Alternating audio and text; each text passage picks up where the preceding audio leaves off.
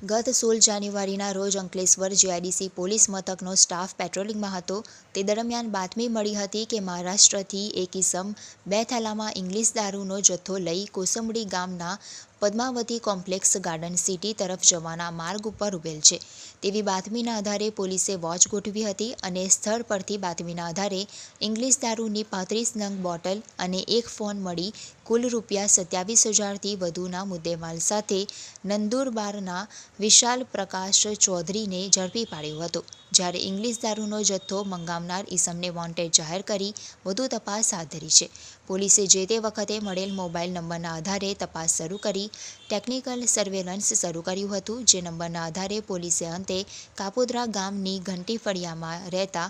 અસલમ લાલભાઈ શાહ અંતે ઝડપી પાડ્યો હતો. તેના રિમાન્ડની તજવીજ શરૂ કરી હતી.